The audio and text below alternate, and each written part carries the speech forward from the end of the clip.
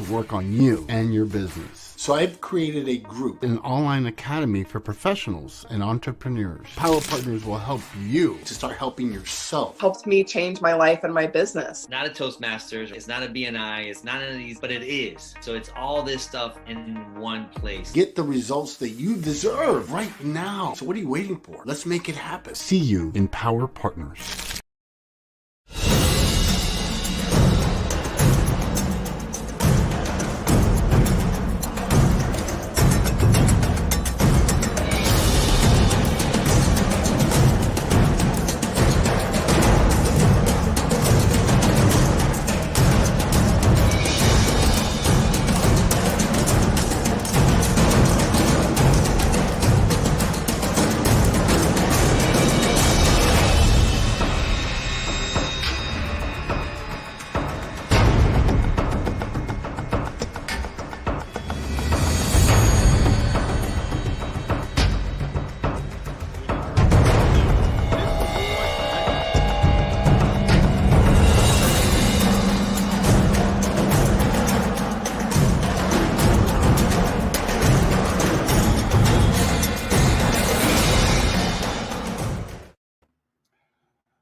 Bonjour, comment ça va?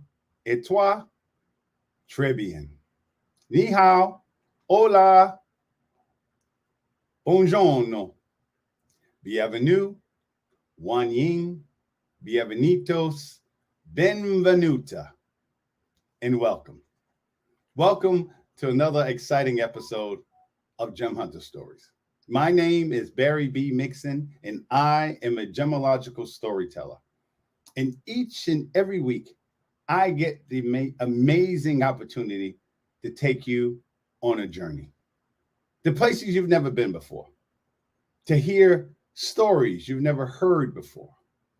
Each week, I get a magnificent moment to spend with you, to take you on a mental, physical, and spiritual adventure into the art, science, history, and magic of gemstones, precious metals, and fine jewelry. The whole history of mankind revolves around gems and jewelry, either directly or indirectly. So what I do is I take those stories and I use them as a bridge, as an inception point, as a template, to get you to begin to discover the value of your own stories. One of the things I love about gemology is that it allows you to appreciate things in a whole completely different way. When you start studying gemology, the study of gemstones and precious metals, you begin to look at the earth differently. You begin to look at resources and people and history. But more importantly, you begin to look at words in a completely different way. The words that we use every day in our lives, in gemology, they have a whole heightened meaning. They resonate on a different level, the words that we use in our real lives versus the words that we use in gemology. Words like authenticity. Barbara, go ahead and bring up my slide, please. Authenticity. The title of the show is Authenticity, Gemstones versus People, because as you know, each week I make the comparison between gemstones and people. And I'm always interested. The thing that excites me each week is because this is a journey. It's a journey for me because each week I sit here and I think, okay, what's the next step? And as I was going through Jade, I started thinking about the way gemstones feel for me. Authenticity, when you look at the definition of it, it means something that it is what it is. That what it's made out of, how did it get there? All those things make it authentic. When I hold a gemstone in my hand, I'm not just looking at the bling of it. I'm not just looking at the color. I'm not just looking at the shape of it. As a gemologist, especially as an appraiser, when I hold that gemstone in my hand, and what I want you to do, this is going to be a laboratory, our first laboratory. As I explained to you, every time I mention gemstone, what I want you to do is kind of draw a line underneath that and replace it with whatever in your life that truly makes you feel a different way. It could be your husband, your wife, your kids, your dog. So when I say gemstone, you replace it with whatever means that much to you. So when I hold a gemstone in my hand, when I touch it with my fingers, when I notice the color, the shape, what I'm also looking at and noticing and realizing is where it came from. When I'm looking at something like jade, when I'm looking at jade, what am I looking at? I'm looking at something, or not even just jade, just gemstones. I'm looking at something that lasts for thousands of years. Rubies, emeralds, sapphires, gold, diamonds, thousands of years. This is a substance that was here before me. This is a substance that's here now that I'm blessed to hold in my hand. And this is something that will last long after I'm gone. I think about what forces that it took to make this substance that's in my hand. What kind of forces that it took. When you look at something like jade comes from titanic forces.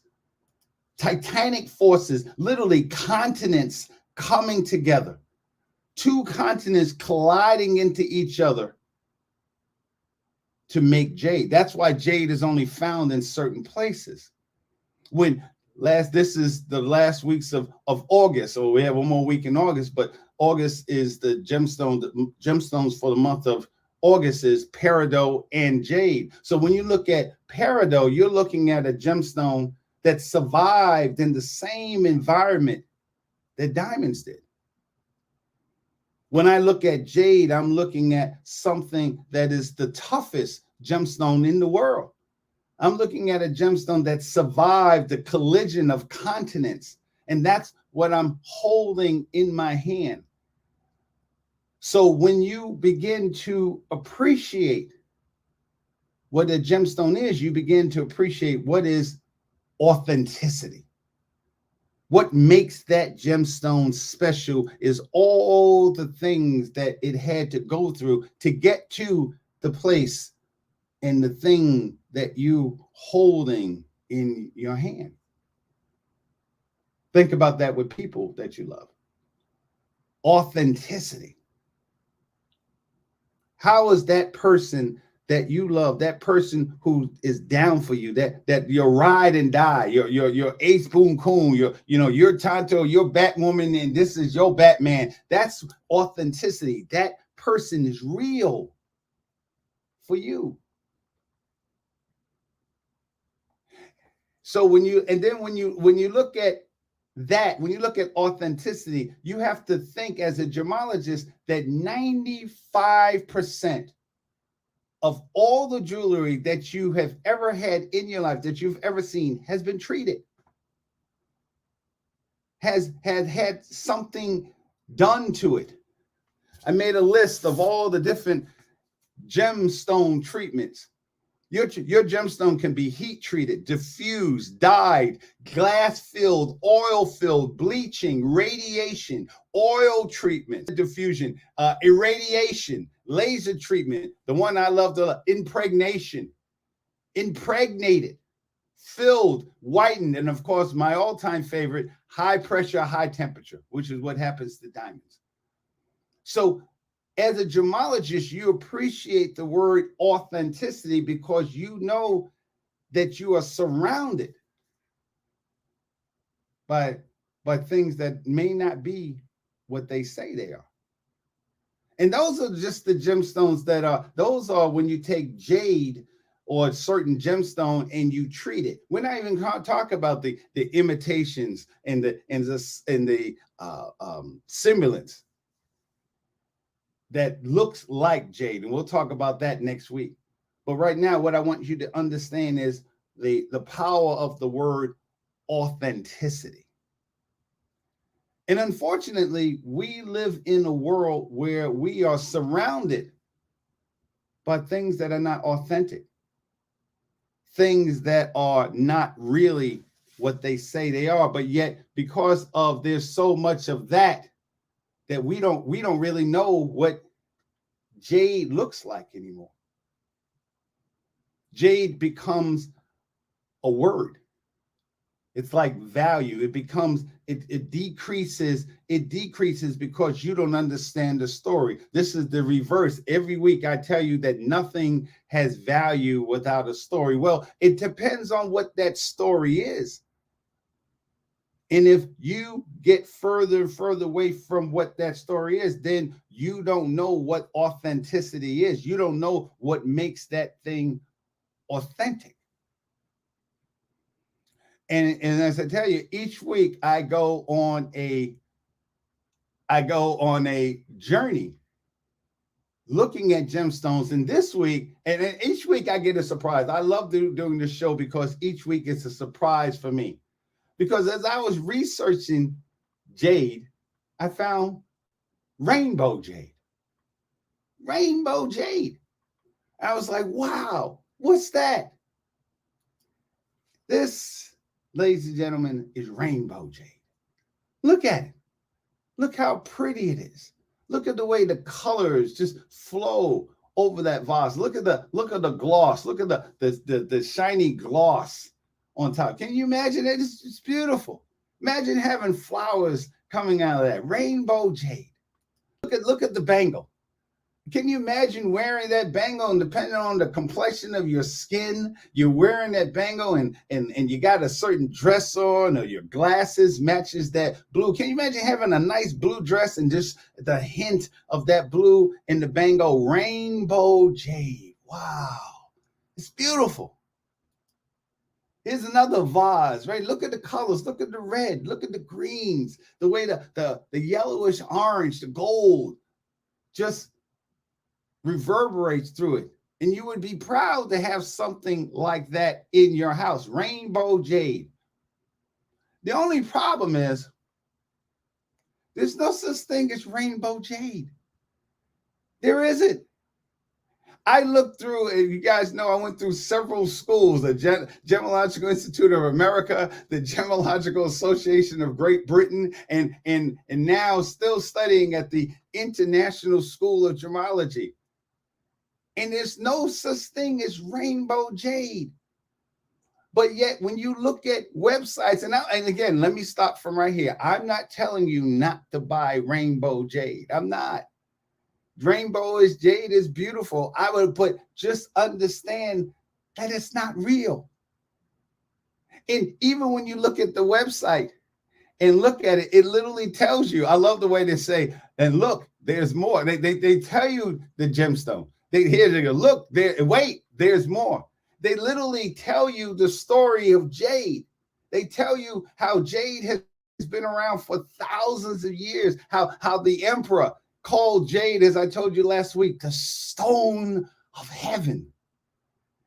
And it goes over some of the characteristics of jade, which you immediately associate those characteristics to this because it's rainbow jade. Even this is on their website. This is on the Etsy website. Literally, and they tell you that, I love the way they say there's different colors. Do you know that jade has different powers? And we talked about this last week. We talked about black jade, blue jade, lavender jade. Blue jade is actually the most rarest type of jade. Lavender jade, orange jade, purple jade, red jade, white jade, green jade. Good morning, Lois.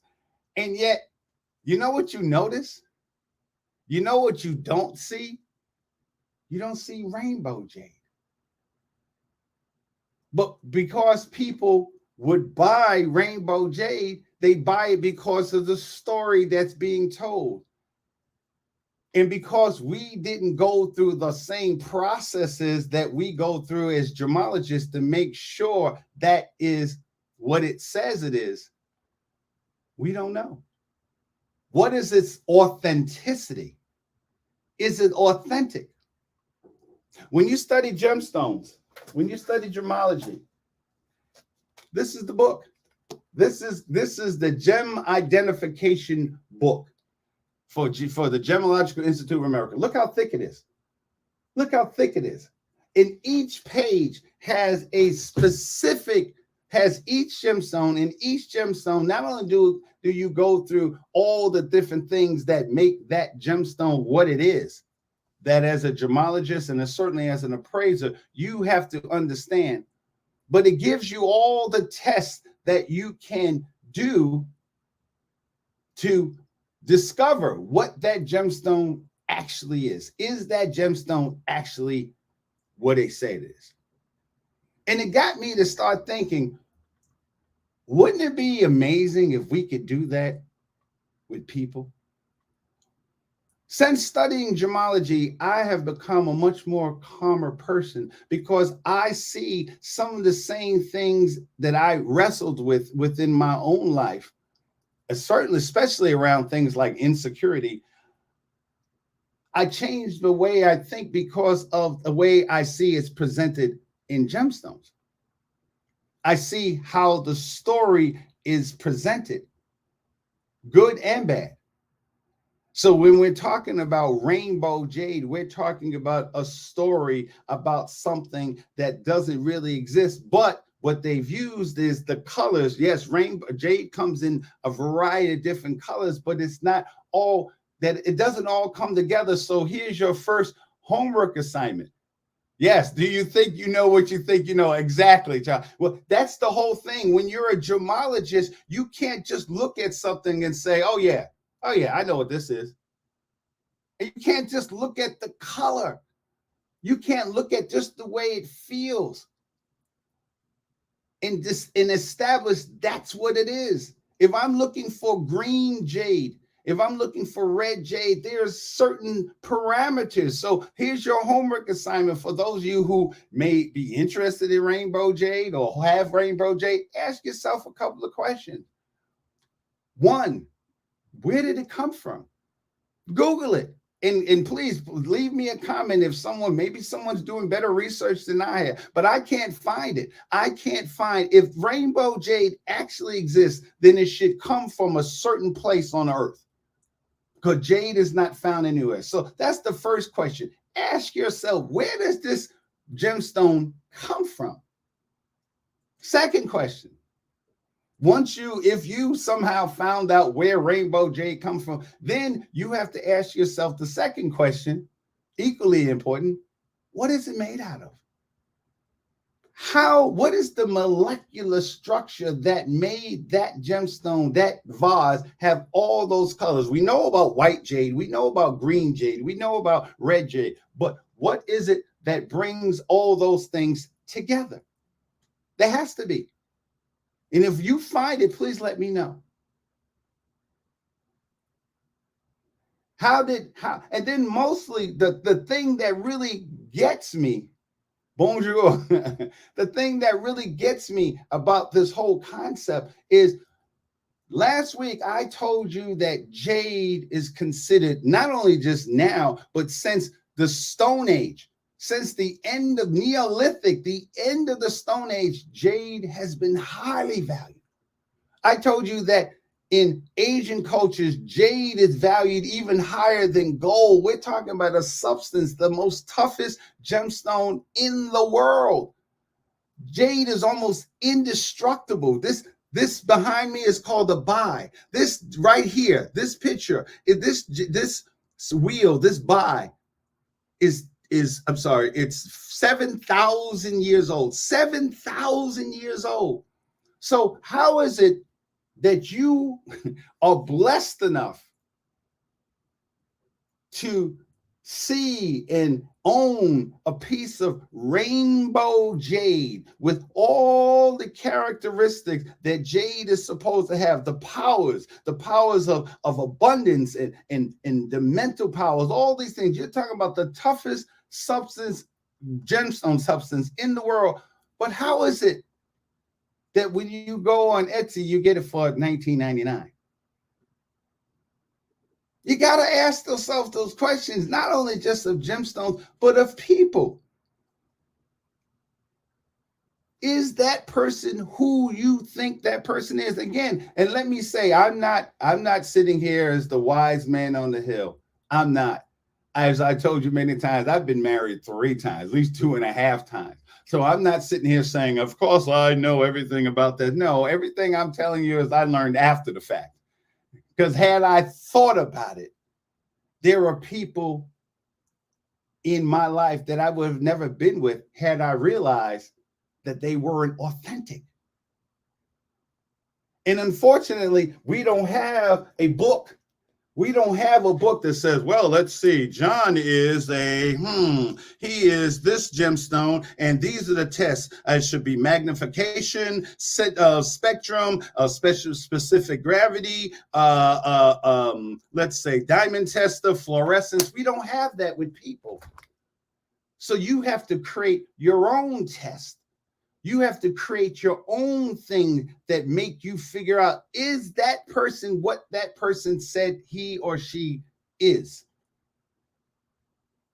And when you start to think that way, not making a comment on that person, not saying that person is bad or good. There's somebody watching the show right now that's going like, oh my God, I love that. I'm going to get myself some rainbow jade. I want that bangle. I want it. And again, it's beautiful. I may get my niece's birthday is coming. I may get her a piece of rainbow jade because she likes rainbow. She's 7, 8 now, and she likes colors and unicorns. And I'll probably buy her rainbow jade for $29.99. But I'm not going to tell her that it's authentic jade. So this way, if she hits that bracelet, that bangle on the desk, and it breaks and it shatters, that she doesn't wonder how my Uncle Wabi, that's what she calls me, my Uncle Wabi told me it was jade, and I saw his program, and he said in his program that jade is the toughest substance, the toughest gemstone known to mankind. How did it break? And all I did was hit it on the table because it wasn't jade. It wasn't what the title said, jade, but that's not what it is. How many times do we meet people? Do we have people in our lives like that? And had we done the test in gemology, it's called gem identification. Had we done the test to figure out what that person is, how does the things that person says he or she is match up with what the list, the book, the test that you have to make sure that person isn't the person that I want to meet, or even worse, the person that I just left, and now I've done that again in a different format. So instead of a vase, now you have a bangle. But it's still rainbow jade, meaning that it's still not what it says it is. It's just in a different package. See, the thing that I love about gemology for me is what it means. Gemology is a microcosm of the universe, of the world that we live in. Things, words, and expressions and concepts that we readily accept in jewelry, in the gemstone trade, we push aside. And if there is 500 pages to this book, 500 pages of at least 200 to 300 different types of gemstone, and if I took you through this book and showed you literally this is what we do, and my guests, we study these, we study all the different ways that they can duplicate jade. There are at least 15 different gemstones that mimic jade. And if you can have 15 different gemstones that mimic jade, and jade has a molecular formula that only consists of about 4, it's a silicate. So basically it's silicon and oxygen. Then you got the magnesium, you got the calcium, you got soda. But if there's that many imitations, if there's that many lookalikes in a substance, Yeah, a free unicorn with every purchase over $1,000. Exactly. Exactly. And that's the problem, Charlie, and everybody else. That's the problem. There's so much fake out there that now we live in a world where the fake overtakes the authentic.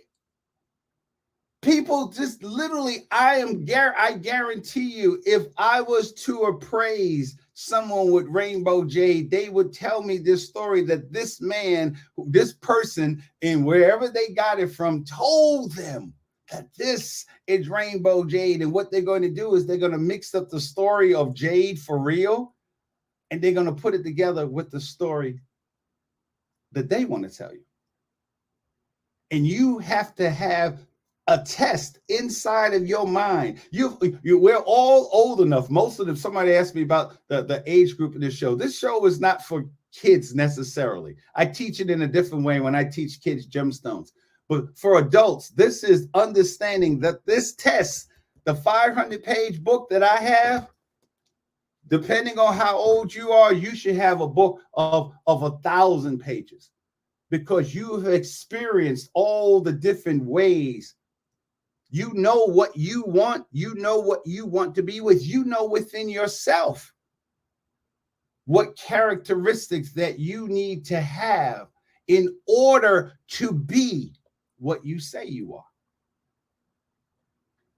See, in gemology, I don't look at a gemstone, and if they say that the refractive index, which means the way the light comes into the gemstone and bend, the refractive index is a certain number.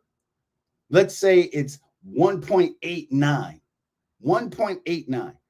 So when I'm studying that gemstone, and the gemstone says 1, and I test it and it says 1.91, then that's not what it is.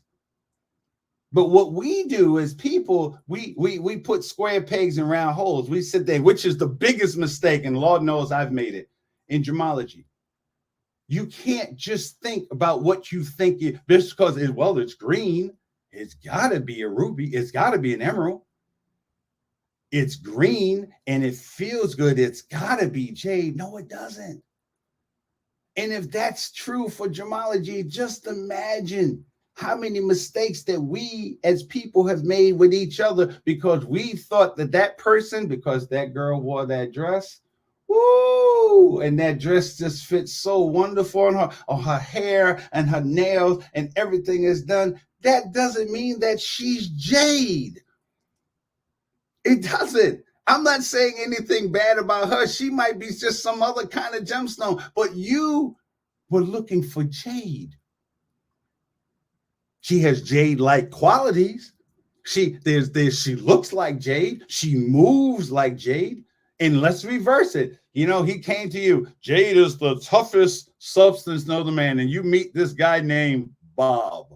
And Bob just comes off, hey, how are you doing? And he seems so strong and so tough. But does he have the other qualities of jade? Meaning that when you hit jade, because jade is a crystalline structure, that means when you hit jade, it doesn't break. So that same lady, you've known men who come off as, I'm Bob, and Bob seems so tough, but when something hits the fan, Bob is not tough anymore. And some of us married Bob or a Bob-like person, and years later, we're shocked. Oh my God, Bob is not Bob. Bob is something else. You're shocked because you didn't go through the treatment.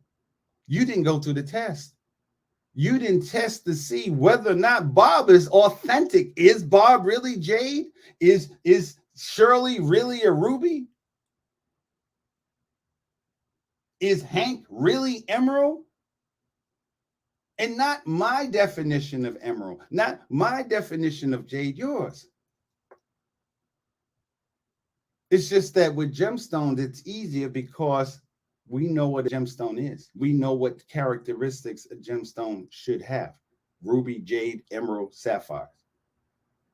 So when you begin to discover the value of someone's story, you have to figure out as you're hearing that story, as you're discovering that story, you have to figure out whether or not that story matches up to the things that's in the book, your book,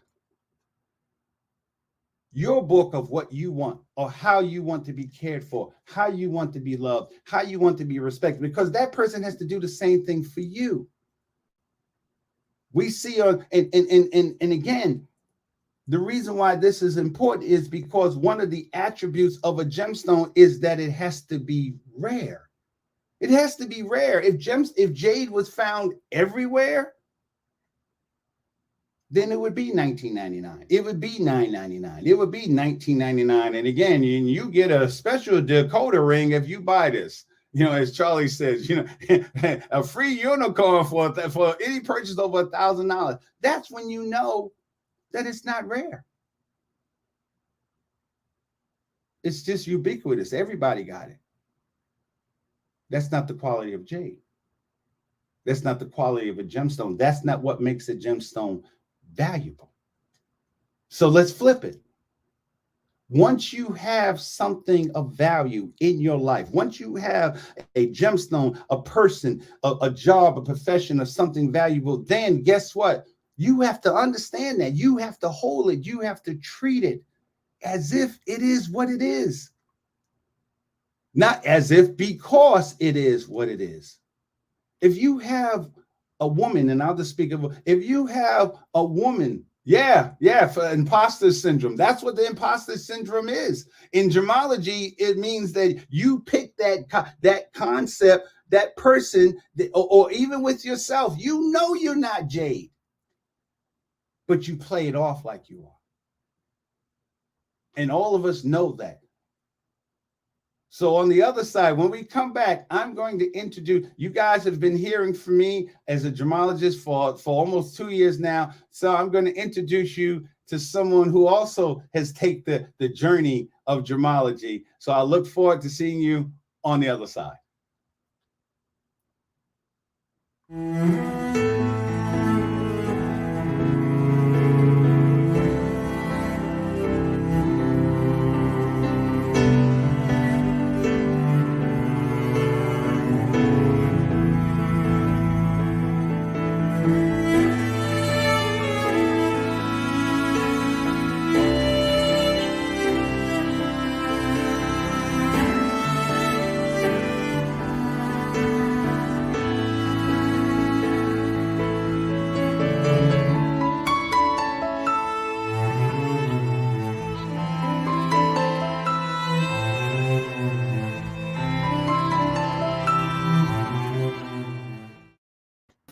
All right, we're back. So let me introduce you to, because everybody comes on the show, it's really a special show.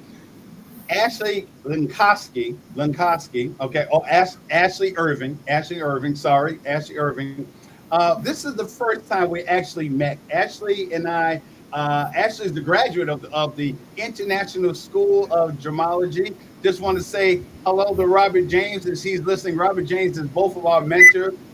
We've actually never physically seen each other before. So, wow, Ashley, I didn't know that you were a white woman. I really know. Well, thank you. Like, really? Okay, no. What the thing that we share in common is the love of gemstones. So enough about me. Let me introduce you to Ashley Irving, the owner, the president, proprietor of Linkoski Appraisal. Okay, so Ashley, welcome to Gem Hunter Stories. Thank you. So let me ask you a question. What got you into gemology? Oh man, I'm drawing a blank. Ever since I was a little kid, I used to play with like pebbles and stuff like that. The colors, I think, just little things. Like my son, he likes, he needs things for like soothing and calming down. He has autism, so I like to help him in that area. And I used stones at one point to help him, and it actually helped. It worked a little bit. So was it when you hold a gemstone, when you work with gemstones, what is it? What resonates for you? What is it in particular? Or is there anything in particular that really just makes it so beautiful for you? What makes it beautiful for you? That's the question I should ask. You know, for a gemstone, for me, honestly, I feel it's more of an energy, like an aura. And what I mean by that is like the color gives off an energy, the heaviness can give off an energy. The stone itself gives off an energy. So when you present it, it's kind of like it's on stage. It gives off that energy, that vibe. So when I pick out my jewelry in the morning, that's kind of what I'm going for. What's going to match this outfit? What's going to give off that vibe? You know what I mean? That energy that I need. And that's how I match things together. Same with people. You got an angry person, they need something pretty, like purple, amethyst, that's going to calm them, even them out. Okay. Do you suggest that, like, hey, how you doing? You need some of this, or how do you? You know, it depends on how blunt I want to be. Maybe I might just give them a quartz and tell them to go find themselves. Okay. So tell me about your training as you went through ISG. Tell me about your training. What did you find? You played with rocks and gemstones as a child, but as you were going through studying gemology, what was it for you that kept your interest? My dad used to have me write reports when I got in trouble all the time. Reports, and he used to make me read. Anytime I got in trouble, Ashley, go write a report. If it's not good enough, write it again. So it stuck with me. That's just what I know, reading and writing. So when I was home, I mean, that's what kept my interest, was the reading. And Robert is so theatrical with his writing that it just kind of, it felt right. And I don't watch TV. So Robert was actually my 11 years, and he kept me very happy. Wow. Yeah. Robert James, just to let you know, Robert that we're referring to is Robert James. Robert James, the president and owner of the International School of Gemology. And this is not a commercial. This is really more of an endorsement. I've been studying gemology for almost 20 years now. I went through, again, GIA, GEMA, and wonderful courses. But Robert, as Ashley was saying, Robert just took it. Robert confirmed a lot of the things that I talk about on this show today, that there's a higher meaning for gemology. And I had heard of Robert for a long time. Ashley, turn down your volume just a little bit. I have heard of Robert for a long time. Actually, his company was another name for a while. So when I started working with him, I was amazed that this is him. It's kind of like, you have to understand, Robert James is like the Michael Jordan of gemology. So how did you feel, Ashley, working with someone who, I mean, he has forgotten more stuff about gemology than you and I will ever know. So how do you feel when you work with Robert and you communicate with him and taking the classes? He really took me under his wing. I was his little birdie. I asked him the dumbest questions. Probably took, you know what made him so upset was my grading technique and how I would split the IJs or whatever. Hates it. So he would lecture me a little bit, but he was the sweetest man, and he always came back with humor and always made me happy when I was sad. I loved it. He was like a dad. Yeah, it's one. Well, we're not. He's not so much a dad for me. It's more of I think just someone who you absolutely respect his knowledge. But you spoke about you do appraisals. You're a registered appraiser. So when I said about gem identification, do you see for yourself the analogies of being able to identify gemstones based on their, using the book or a book as far as identifying gemstones, and make that analogy to identifying people? How does that resonate with you? Oh man, definitely does. If there's anything in life, I've learned people can be fake, and to keep your dreams a secret, because misery loves company, and they're going to take you with them. So I never told anybody what my plans were this whole time. This is new to everybody. Okay. Well, thank you. Now you're telling to the whole world. So now the whole world knows that Ashley Irving is doing gemology. Oh my God. So what what message, what do you want to give back to, what do you want to do with gemology? You know, I mean, there's I want to different. take it everywhere. I want to take it everywhere in life. I want to do something with it. I'm going to find something big. Cool. So Ashley is into the more healing properties of gemstones. So is that something that you implement in your business, even in you're doing appraisals? So how do you Right now, I don't do that. I'm not putting them together at this point because I'm just starting up with the appraisals and the cleanings right now, and I'm overwhelmed, to be honest. The summer was crazy. My life is so chaotic right now. So yeah, right now I'm gonna baby step it because I'm slowly building things. When you say that it's overwhelming, is it just what's overwhelming for you? Is it the number of gemstones or all the number of Appraisal calls that I'm getting? Yeah. The number of calls I'm getting, yeah.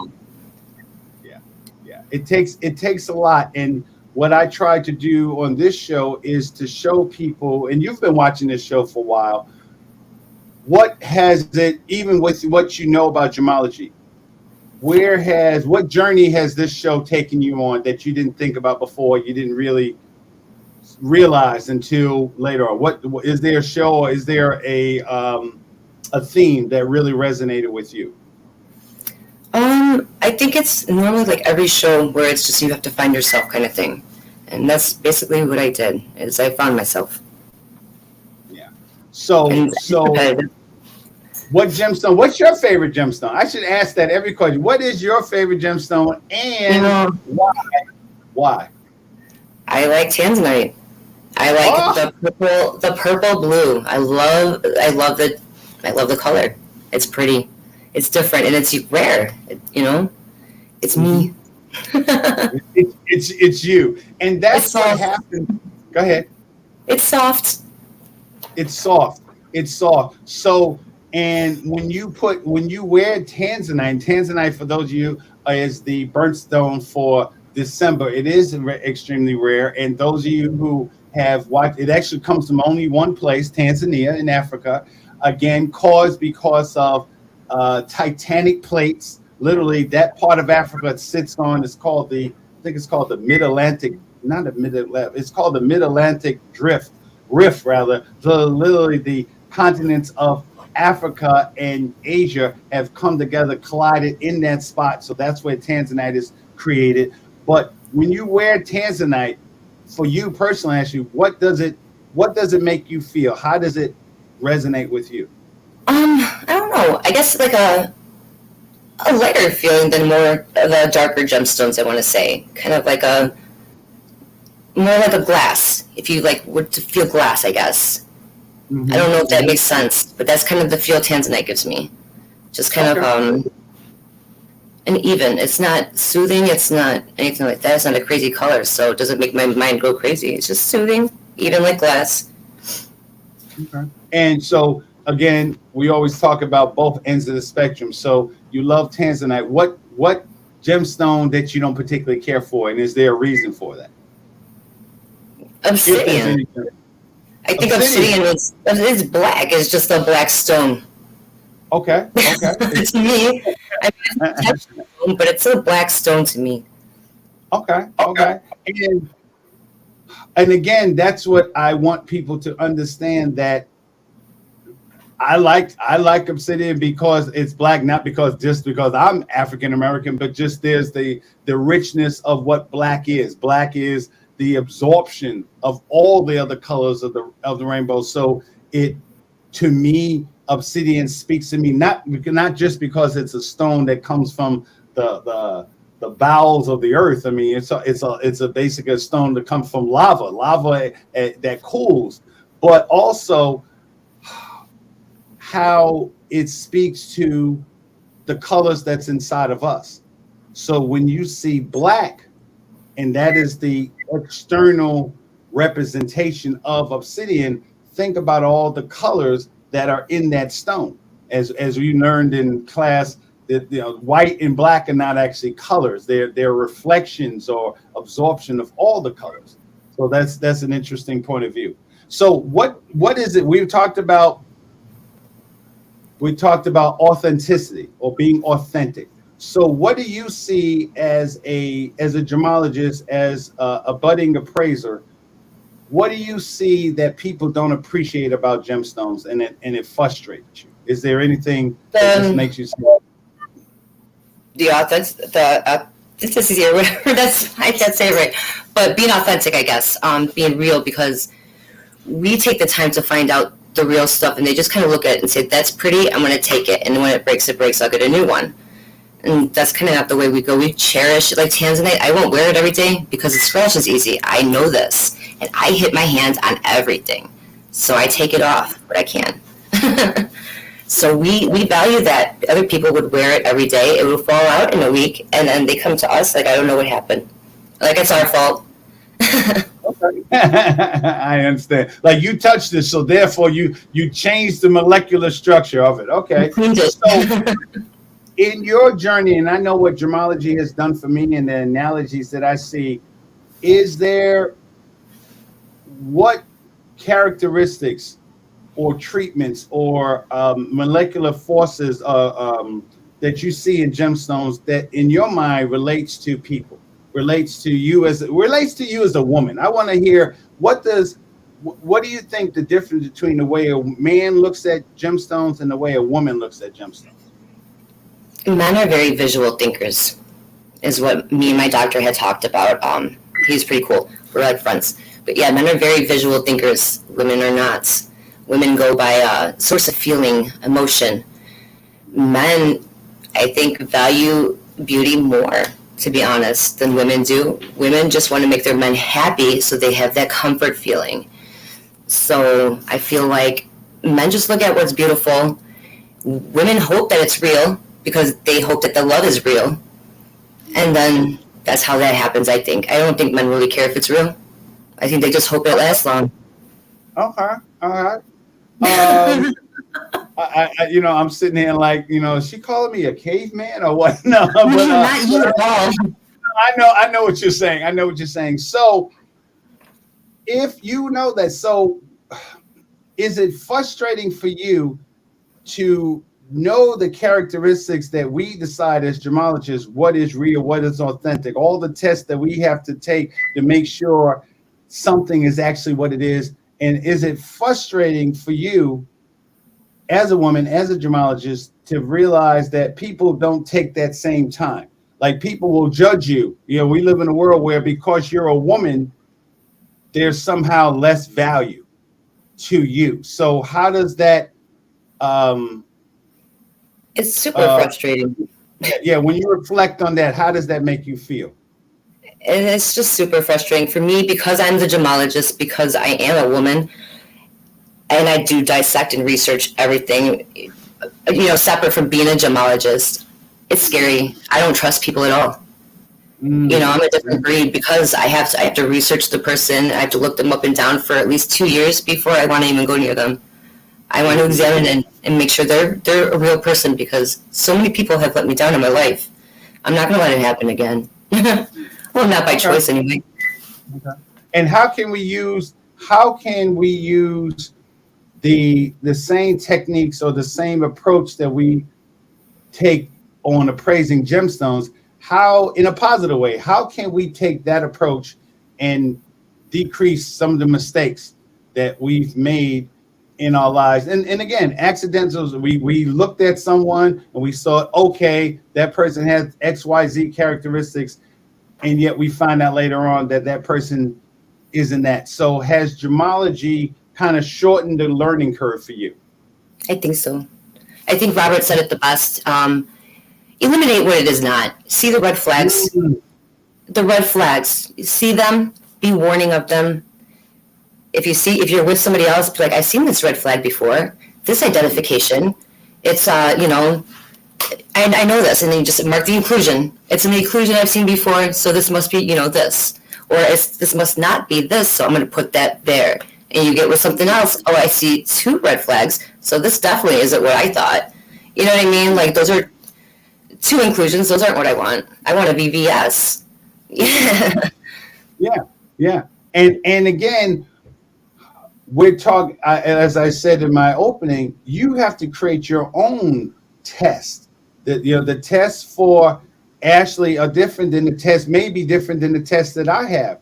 But the key thing is, if somebody, and I'll ask you, Ashley, let's say if the gemstone, we're looking through the book, we're looking through whatever manual that we have, we're looking at the gemstones of the world book, right? And we see that, let's see, aquamarine, and it says aquamarine is the colors are light blue, dark blue, blue green. That's what it says. It says that it has a hardness of 7.5 and 8. So you're looking at a light blue stone. It looks, oh my God, let's put it as a man. Oh my God, he's light blue. Woo, God, he looks better.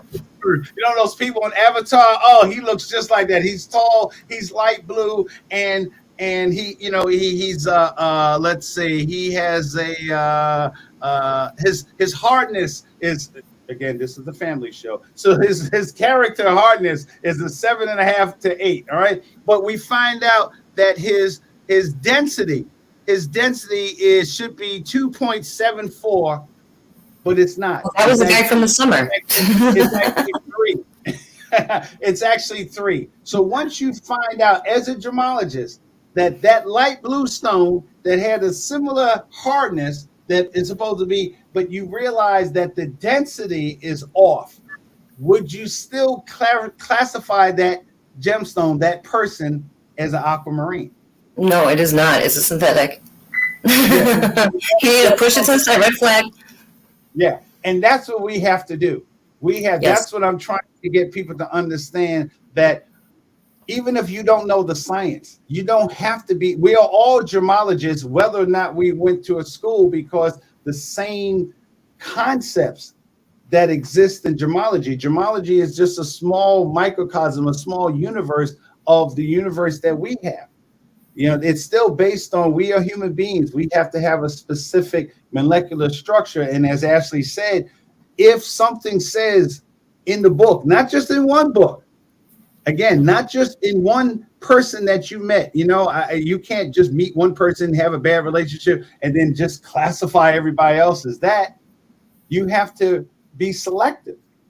You have to not be selective. You have to look at each person just like we do. Do you look at every gemstone? When you have a whole group of gemstones in front of you at the table, and they all might be green, did you just look at them and say, yeah, okay, they're all emeralds? Oh, they're all. Start separating them like Skittles and M&Ms. You start with the loop. You look for saturation lines. You look for spider veins. You look for all that fun stuff. You see something like that, you ultimately know it's been bleached, impregnated, acid washed, whatever. You figure it out by that, or inclusions, whatever you have to do. You start with the loop. That's what I do. And you work from there. If it's all green, you're not just going to stick them in a pile like, this is chocolate, this is Skittle. You can't do that. So how do you, okay, so now let's extrapolate that. So we use a loop. I'm looking for my loop. We use this little thing.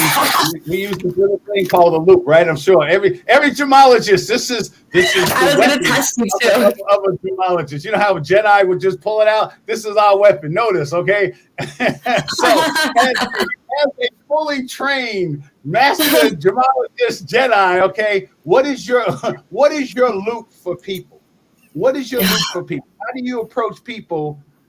And we've spoken earlier, and I know you've gone through a lot of things in your life, but now as a gemologist, do you approach people in a different way than you did maybe before you started studying gemology? Yeah, I'm an observer. I won't say anything for a while until I know the person. They won't know anything about me for a good while until I can trust. So I mean, and that's the real thing. I mean, trust is what we do. It really as appraisers, we are using our backgrounds and our experiences and the stories. We have to hear the stories in order to, all the tests to figure out what this gemstone actually is, and the trust that people place in us to say what your jewelry is what it really is. So how do we use that in? Tell the audience, how do you use that in a positive way in your own life, with your child, with the things that you want to do? Oh man, I don't know why I'm just drawing a blank all the time. Being sorry. nervous is the button. So we just got 10 seconds. Just go ahead and answer that 10 seconds. I it's a lot to take in. I'm sorry. I drew a blank for a second. Okay, cool. All right. Well, what we'll have to do is thank you so much for coming on the show. As a gemologist, I would love to have you on the show again. There'll be so many different things we can talk about. So again, audience, let's just give it up for Ashley Irving. Thank you so much. And please come back again. All right. Thank you. See you soon. All right. So I hope you got something out of today. I hope that you are beginning to understand why it's easy for me, at least, to link together gemstones and people, because again, gemstones can be a blueprint. The gemstones that you love, ask yourself, your homework this week will be, ask yourself, what is your favorite gemstone? Why is that your favorite gemstone? And what characteristics that gemstone has that you either see, thanks Charlie, that you either see in yourself or you see in other people. And I think that it calms you because you have a greater control over you can't control the people that's in your life, but you can control the people that you let in your life, just like you control what gemstones you want to wear. So again, my name is Barry B. Mixon. I am a gemological storyteller. And each week, what I would like for you to do is to take the time in your life, in your day, to discover the value of your own stories. So until we see you next week, au revoir, adetella, voila.